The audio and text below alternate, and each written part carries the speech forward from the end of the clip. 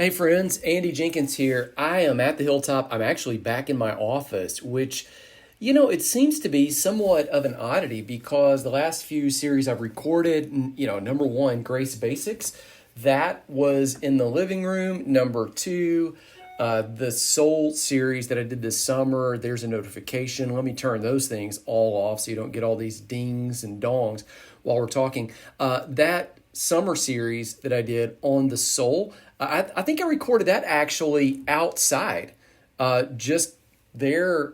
It was one of these May days where it's not so hot, it's not really humid, even though they talk about, April showers and May flowers and all of just if you're in the South, particularly Alabama, it's just this humidity that just catches you. And I think I've become more aware of that in the last couple of weeks as I've been getting up at 5:30 and 6 and going to run. And even at that hour, you just think, goodness, like I don't feel so hot, but then I'm drenched when I get finished. And it just so happened I was able to record a whole series out there because there was a day and a half where the weather was almost like fall, which I think might be one of my favorite seasons of the year because you can have a jacket or not. You can go outside and you can work in the yard and not get hot, or you can just leisurely stroll and sit outside and you're not too cold.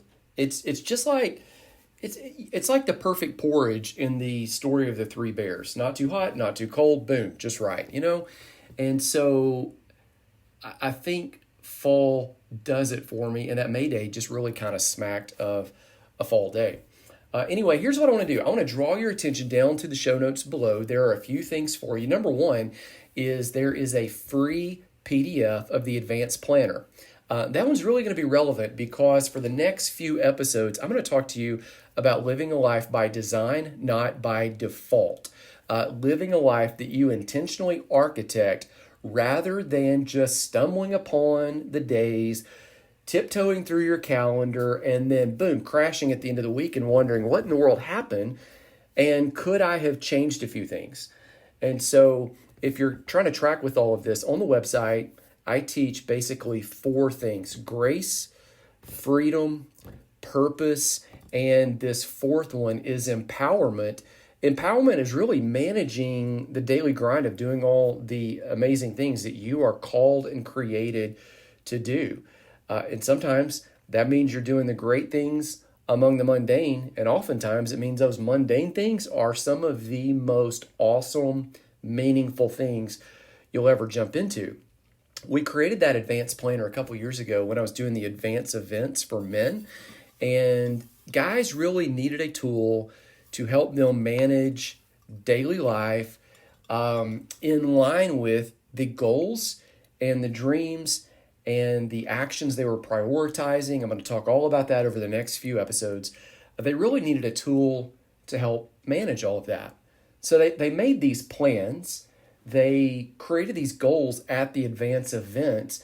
And then really it was just, okay, now how do I schedule this? How do I make sure this thing is slotted in? And really what I think is the best way to do that is paper. When you write it down, it offloads out of your mind in a way different way than it does if you're just typing it into a digital calendar. When you write it down, all of a sudden your mind makes all of these connections. You're able to kind of flip the page and see the bigger picture. And if you've ever seen some of these notebooks that I carry around, it's just sketching it out, envisioning it. So we created the advanced planner to do that. And I've got it. I'll put a link below where you can get it at a discount. But if you want to test drive it, I would encourage you, go ahead and just print the PDF if you're not sure about it. Print it out, try it for a week, 2 weeks, maybe even a month. It is way cheaper, just so you know, to buy the hardback version we have than it is to just keep printing and reprinting. However, if you are a reprinter and you're using one of those TUL systems like they have at Office Max or Staples, if you're using that, some kind of specialized binder, you may just want to print your own and go for it. So that resource is available for you down in the show notes. Also, we have some of the old advanced books, $5. I found them.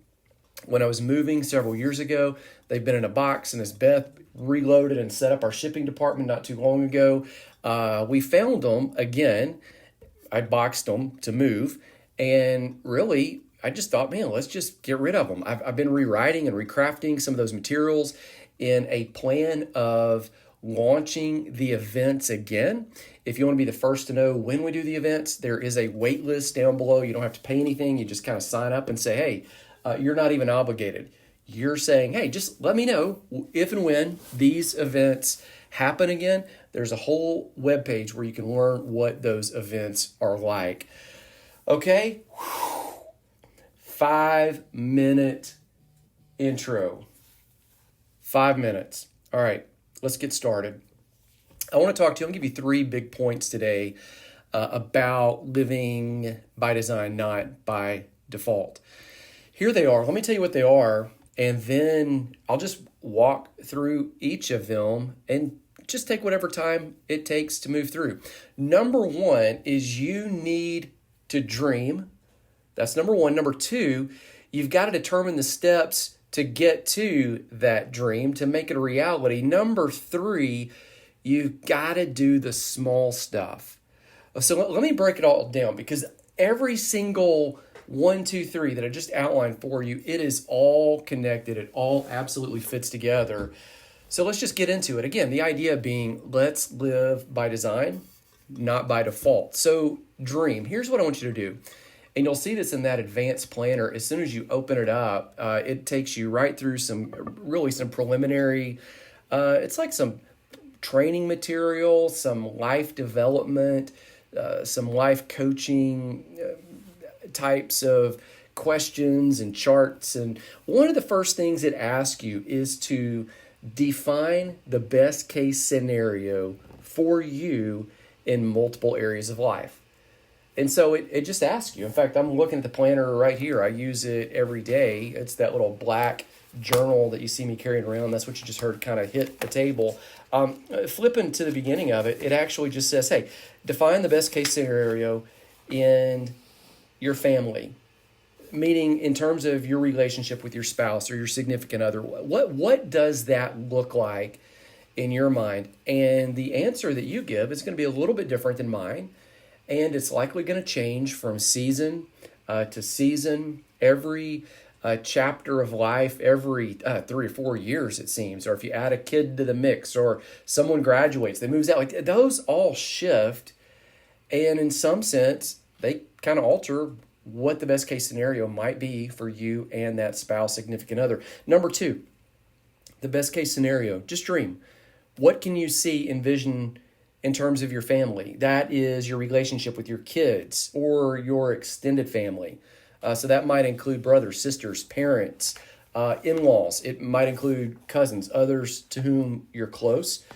Number 3, best case scenario in your fitness, meaning your physical health, your mental health, your emotional health. That's going to shift from season to season. I was on a Zoom call today with a gentleman that I've been doing some work with. He leads just an incredible coaching organization where his goal is to empower and equip Christian business leaders to experience the presence and power of God in the marketplace. He believes that God wants to partner with you at work in whatever it is that you do. And if you do that, that's going to elevate the way you do business. So the business is going to, HR is going to look differently.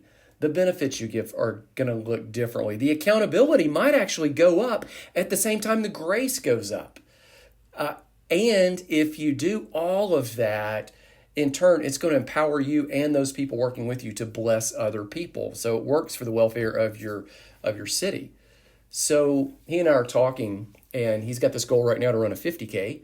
And, I do a lot of running. I've run a 50K before. So we're dialoguing about fitness. And he said, he's my age, same age. He says, man, basically right now, my goal is just to keep up with my son. And I realized today, son's 19, just like one of my boys, I realized today like that is a lost cause. And that kid is a stellar athlete. But what he's done is he is, back up, determine the best case scenario for you in terms of fitness. It's, I just want to be able to keep up with my son. Okay, that's a lost cause. Son's getting older. Hey, you know what? I just want to be able to participate and enjoy this time with him. He's going to lift more. He's going to be stronger. I used to get out running, but at this point, man, if I can engage and we can enjoy this stuff together, that's the best case scenario. Best case scenario for you might be losing some weight. Best case scenario for you might be this area of emotional health and getting over some hurts of the past and walking into some freedom, into some present. You get to determine what that is. Let me give you another one. So if you look at the next page, page 9, if you've printed out that planner, if not, this is going to still make sense to you. Determine the best case scenario for you in terms of your finances. Oh, gosh, that is an area that so often we don't think about. We just think about, get the bills paid. But really, what if you could dream about this place of abundance? Not just so you can wear fancy $1,000 tennis shoes, like a sneakerhead, but where you can really take care of your family stress-free. You can maybe put some margin in terms of your time so that you can do some of the things that you really feel called to do. You can leave a legacy or give stuff away. What's the best case scenario for you in terms of finance? What's the best case scenario for you? Dream about friendships. Who are the people that you want in your inner circle? Do you have people in your inner circle? Have you thought about friendships since the time you got out of high school and college? What's the best case scenario for you in terms of your faith? That is your spiritual vitality.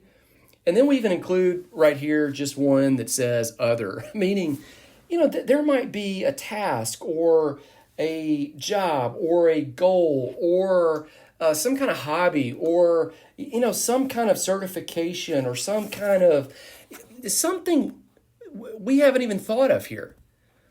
The point is to get you to dream about what's out there, what's bigger. What do you want to do with this one shot that you have at life? I was running some numbers the other day, and it seems that if you're going to live, let me just get out the calculator. I'd plotted this out. I was thinking about this while I was running.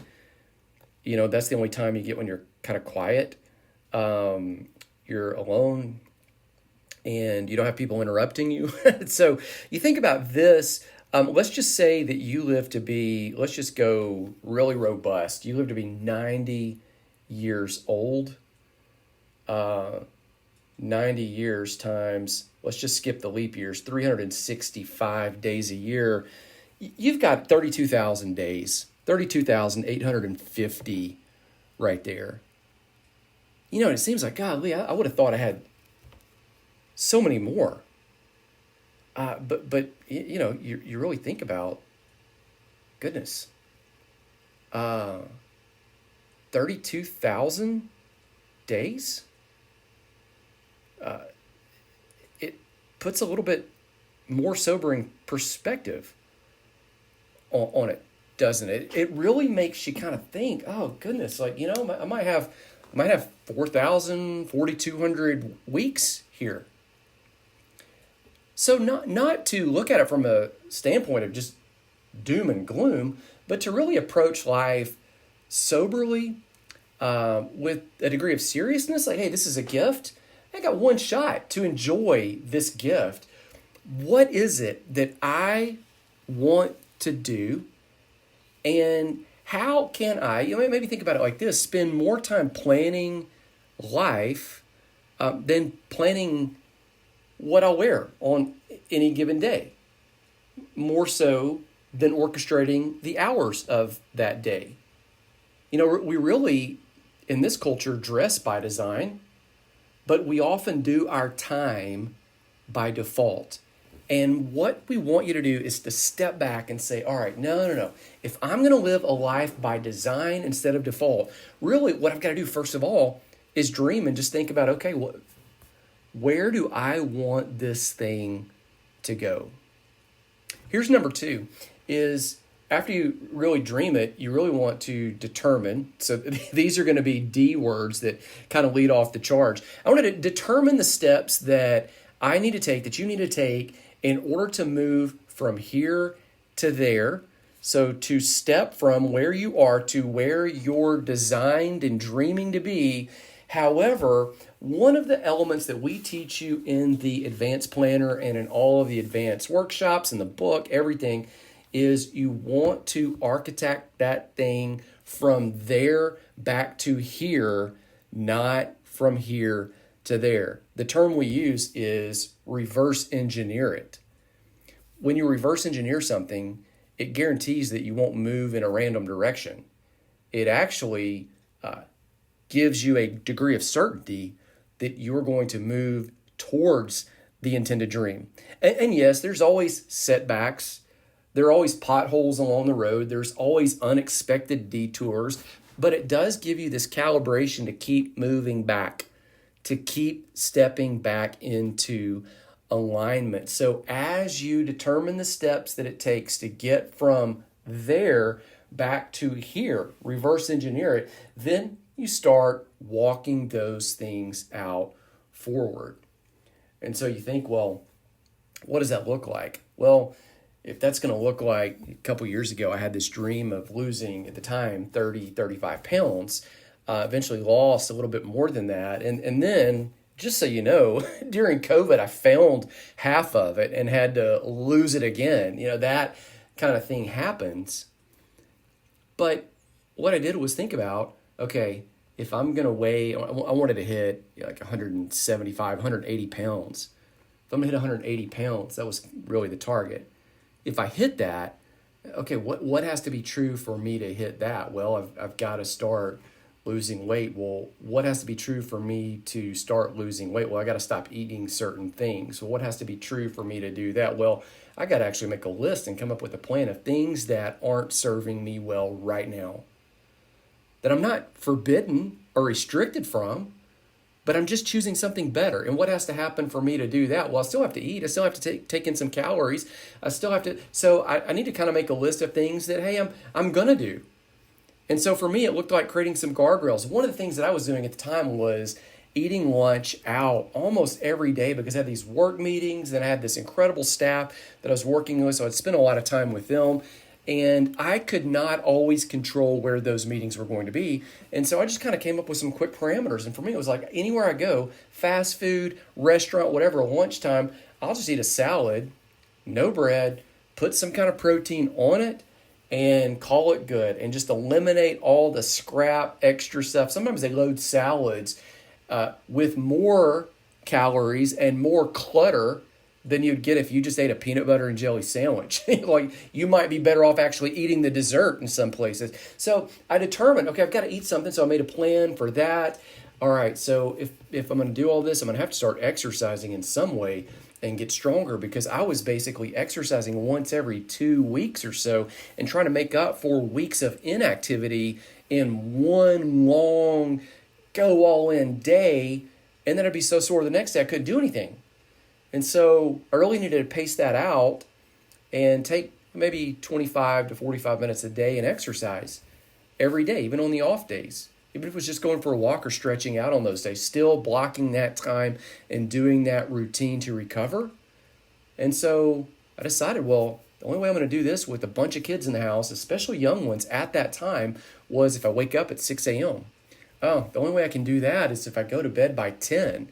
And so really it started reverse engineering, architecting backwards from there to here, and that, and all kinds of other decisions, but it created my path forward. In doing that, I got buy-in from people who were in the family, people that were closest to me, a lot of the guys I was working with, just to let them know, hey, not to weird you out, but here's kind of some of the decisions that I'm going to make. We're still going to go out to eat, still do all things, but I'm going to be ordering stuff differently. Okay, so it's dreaming. Where do you want to go? If you're going to live a life by design, not by default. And I'll say, footnote right here, you can tackle all these areas in one shot. In some sense, I kind of think it's easier to, because all these areas are connected. Getting up and managing your faith walk and praying and reading scripture or something devotional is easier if you're already determined to get up early in the morning. That's easier if you're like, oh, I'm getting up to exercise. I've got a morning routine now. That's easier if you kind of just map it out. Every area of life's really connected. but you've got to dream about where it's going to be. Then you determine what steps will achieve that. Not just random steps, but what's actually going to need to happen in order for that dream to yank from just the idea into the implementation phase. And then that leads us to really the third step here. From dream to determine the steps to do the stuff. And I say here in the notes below, generally it is the small stuff. So often people fail to make progress because we think in terms of concepts, not action steps. We think in terms of things like, if I'm going to lose weight, I got to exercise. We don't think in terms of, oh, that means I got to wake up at 6 a.m. or I got to step out during my lunch break, or hey, on the way home from the office, I got to stop by the gym. We don't think in terms of action steps. We so often think in terms of concepts. We have a dream of connecting with our kids, but we forget, oh goodness, like that means action step. That means if the kid wants to play horse on the basketball court, oh, yeah, that's what I'm doing. That's the action step. So it's doing the work, and it's realizing that so many times the work that you do is such a small thing relative to the size of the dream that you want that it often seems insignificant. It often feels like it's not making that big of a dent, but there is this compounding reality that occurs over time. I remember several years ago, kind of close out with the story, I was at a convention, business convention, and John Maxwell, leadership guru, got up, spoke from the stage, and he said something like this: if I have an axe and I want to chop down this tree that's outside in the backyard, and let's just say the tree is, let's just kind of make up a number, it's about 12, 14 inches, wide. So that'd kind of be the diameter. If you're kind of thinking, radius is half, diameter's all the way of the trunk, 12 to 14 inches wide. If I take an axe and go outside and whack at that tree, could I knock that tree over in 5 whacks of the axe, assuming my goal is to knock down that tree? And everybody in the audience is thinking, yeah, I don't think so. I don't think you're going to get a 14-inch tree over in 5 whacks. You can't even get that over in 5 pulls of a chainsaw, or 5 grinds of a saw. 5 whacks, I don't think so. He said, what if I went out there every day and I just took 5 whacks? And then the day after that, I took 5 more. The next day, I took 5 more. The next day, 5 more. The next day, 5 more. If I did that, the truth is, there would never be a day where I wasn't making some progress, nor would there be a day when I was so tired and worn out from the day before that I couldn't follow up and do it again. There would never be a day when I was burned out. If all I'm doing is picking up that axe and going and knocking 5 whacks on the tree. And so the application really became, and my encouragement to you is, what are your 5 whacks every single day for the dream? Maybe one of the whacks is every day you get up and you exercise. Maybe one of the whacks is every single day you pick up the scripture, you pick up a devotion, you pick up something that you're going to read, you pray. Maybe it's even you pray while you're in the shower is the start of the whack. You pray while you're driving, you pray while you're walking around the block. You get to decide. Maybe every day, one of the whacks is you're going to call someone, a friendship, a family, someone with whom you want to intentionally stay connected. I've got people that I call once a week. I don't tell them, hey, look, I've got you down for every Monday. I just reach out. It's one of the whacks. Maybe one of the whacks is if you're writing that book, if you're building that online course, if you're starting that podcast, or you're launching a business, or maybe one of the whacks is every single day and then fill in the blank. of what you're going to do. What I've realized is I've got, 6 or 7 things that I do every day, 6, 7 whacks at the tree. And there are days that I miss. There are days I intentionally miss. On those days that I miss, I can't make up what I missed, like on the next day. Like I can't just, life is such that if it was just a tree, you can go out there and go, okay, I'll take 5 today for yesterday plus the 5 for today. But if I miss that business call, I can't necessarily make that up today for yesterday. If I don't reach out to that person, somehow that moment in that time is gone. If I miss that day of that exercise, or if I miss that moment with that kid, or if I don't pause, and my wife walks in the room and she just sits down and just says, hey, I just coming to say hi. And if I don't look up and set down what I was working on, I can't necessarily reclaim that. In life, you don't necessarily get a do-over. We talk about that in coaching. We talk about that, and you can always start over. Yeah, and you get the sentiment on that. But it's one of those things. If you're going to live a life by design, not default, then it's every single day, get up. What are the things that you're going to do? I remember listening to John Maxwell say, people would say, what are your 5 things? He'd say, I read something every day. I file it somewhere, in my system of filing. I write a little bit every single day. He had a couple other things that he did, though. He thinks about certain things. And they said, what about your birthday? Do you take off for your birthday? He's like, no. In fact, my birthdays are some of the greatest days. Like, that's the days, like, I really love to be doing that stuff. Like, I'm more motivated on my birthday. What about the weekend? He goes, yeah, I love this stuff. It's not like work. Like, this is my life. So, yeah, do it on the weekend. What about a holiday? He goes, yeah.